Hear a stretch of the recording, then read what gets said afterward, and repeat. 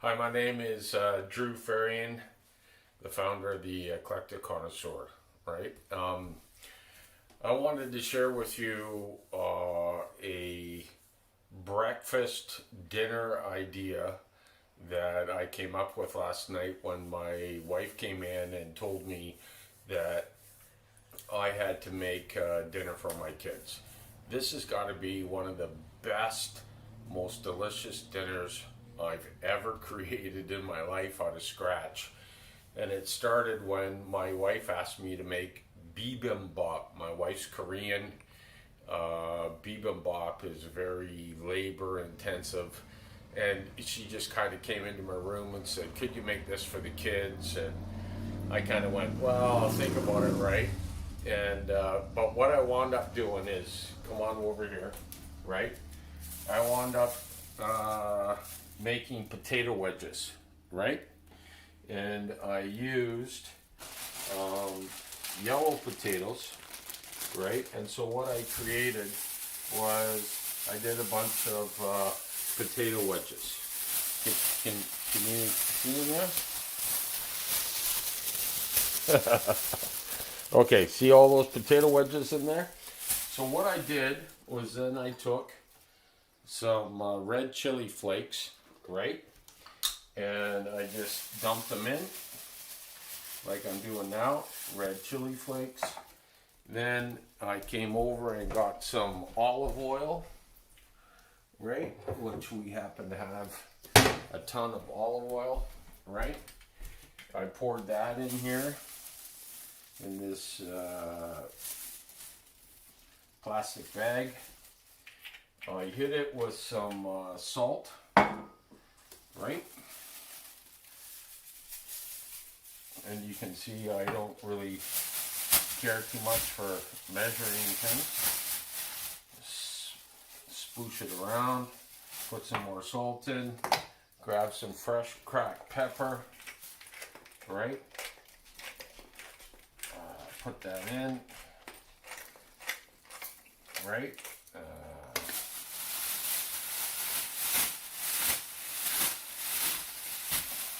And then put some more in. Add these two ones that escaped. Okay. All right. So now your potato wedges, they were cut like this. They were tossed around in some olive oil.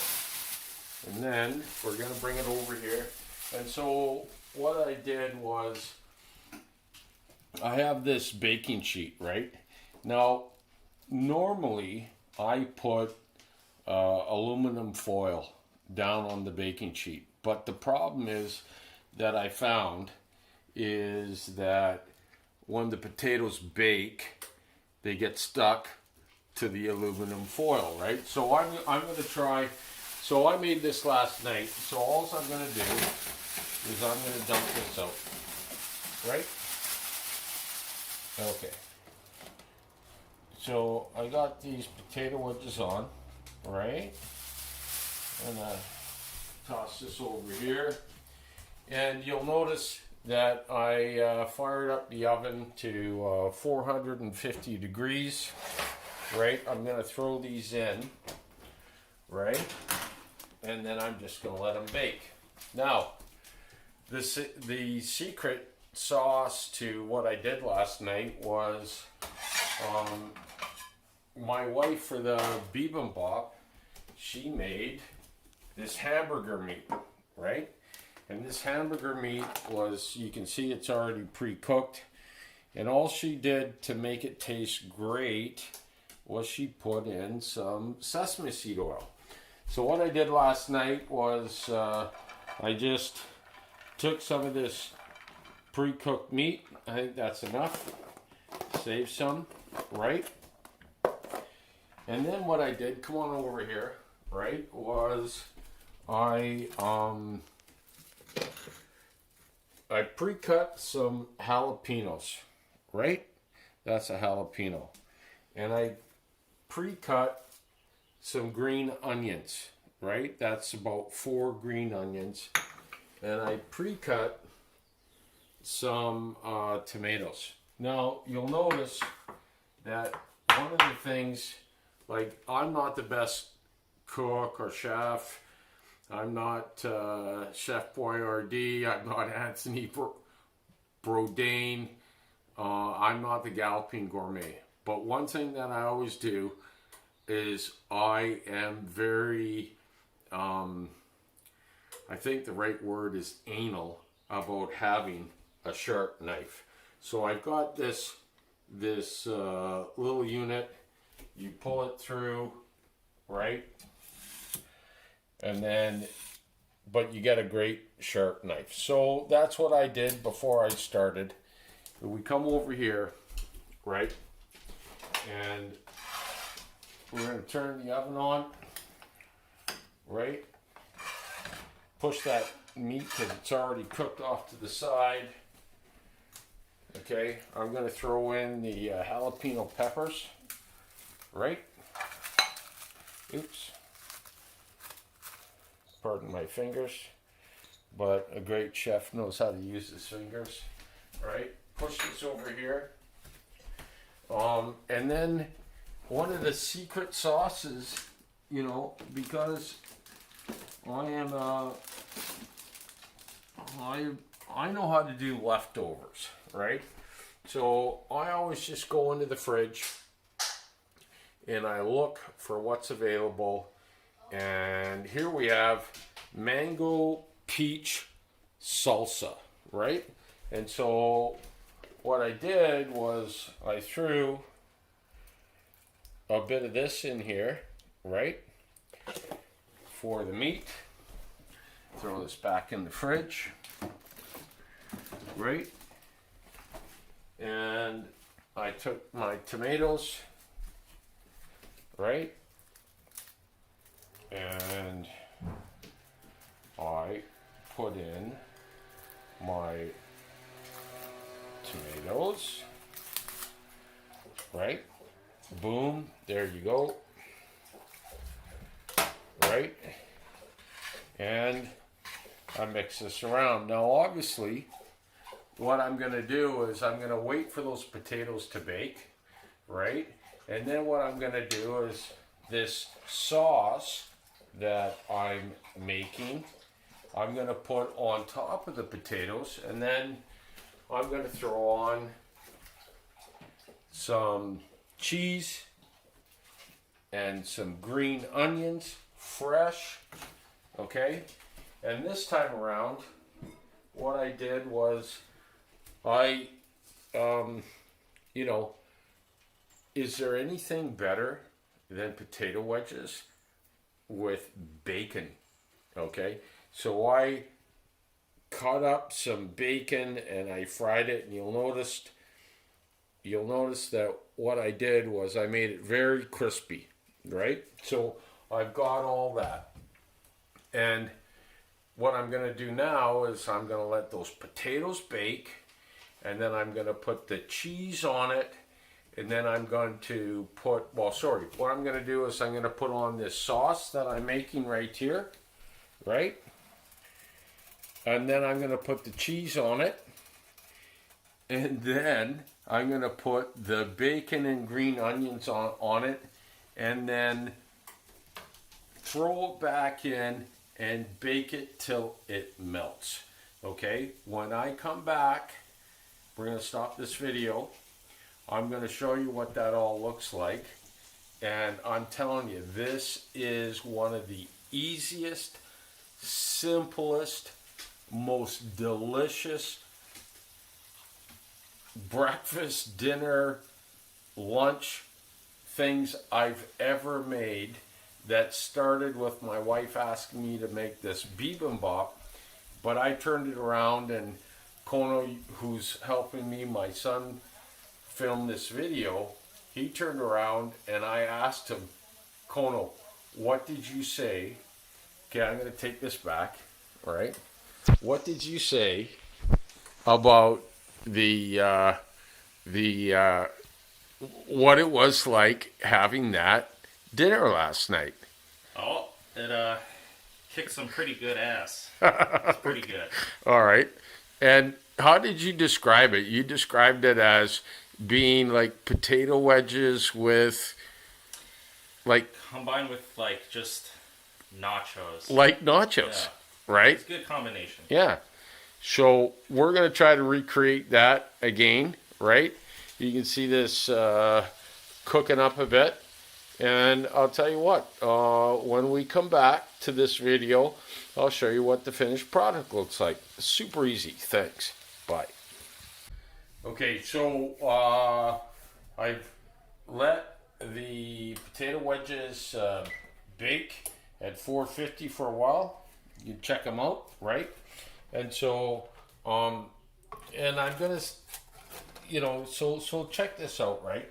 So I tried to not use a alfoil. I don't know. I can never quite figure it out. The potato wedge is still stuck, right? Despite the fact that I oiled the pan and put everything down. But I think the key thing here is, so check this out. I'm going to put all the wedges together, right? They are cooked. I'm going to take my sauce. I am going to just throw it over top, right? And you'll notice, see how the tomatoes, they kind of added a little extra color presentation. I like that, right? When I cook. Okay, so there it is. It looks like a big old mess, right? Now hold on. Right, I'm going to take this cheese and I'm going to liberally apply it. I think this is just great. Okay, and I remember I got those jalapeno peppers in there. Right? Oh my gosh. This is like, here. This is like Bubbles and Squeak. Do you guys all know what Bubbles and Squeak is? Bubbles and Squeak is like a English breakfast thing that I think it's made with bangers, which is like a sausage, right? And this is kind of like a version of that. Okay, so Kono, what do you think? Check out the green onions. Green onion power, right? You can never, ever have enough green onions. And I like that. And then, of course, what I did was, lo and behold, I never want to, apparently I left a mess in the kitchen, right? We're going to sprinkle this with some amazing, right? Like just, okay, look how I have no regard for just about anything. Why just, okay, check that out. I mean, that is going to be, just check that out. That is amazing, right? That's going to go in to the oven, right? Like right now. And it's just going to, even though I turned it off, I bet you it's still hot enough to melt, right? And that is our video for you. I will come back and show you what it's like when it's cooked, finished, and then present it to Kono, my son, and myself for our delectable delights and enjoying a memorable moment with a Kono. I love you. Okay. All right. Okay. So on your mark, get set, go. We'll come back to you in a few moments. Thanks. Okay, so there it is. Finished. Potato wedges / nachos / Mexican food / I guess bibimbap, right? Absolutely amazing. And I tell you what, the taste, like this was so simple to make. The only thing that I added that I didn't do last night was the bacon, right? I think you could pimp this up with guacamole. You could pimp this up with sour cream. Like you could make more potatoes. I'm telling you what, like this was the easiest thing I've ever made, and the taste sensation on this, on a scale of 1 to 10, has to be 14. Right? It was off the charts. Anyways, I hope you enjoyed this video. Share it with your friends. Smash a like if you think this was helpful. This is just the eclectic connoisseur trying to share with you some simple things from our kitchen to yours.